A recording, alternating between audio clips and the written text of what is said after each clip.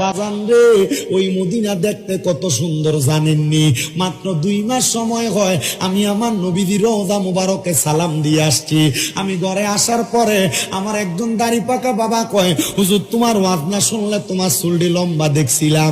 আমি কইছি আব্বা, আল্লাহর ঘর কাবার সামনে যখন গেছি উমরা গজদা করার পরে মক্কা শরীফ থেকে পাশে দিয়ে একটা জায়গা আছে সাফা মারোয়া, সেই জায়গা ছাই করার পরে মাথার চুল কামানি সুন্নত, চুলগুলা কামাইয়া পালাইছি।